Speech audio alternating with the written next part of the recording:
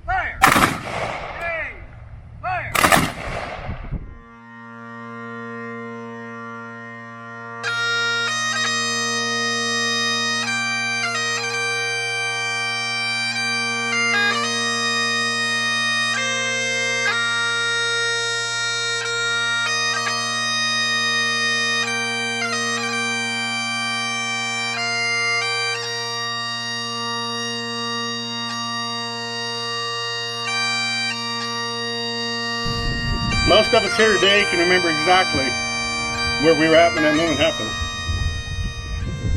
Our way of freedom came under attack. Some of you here are too young, or maybe weren't even born yet. But this day, we should never forget. We need to pass this along to all of our younger people to remember this day forever. This day may have shaken our foundation of buildings, but it will not shake the foundation of America. Today, we would also like to remember our neighbors that came to help in that great time of need.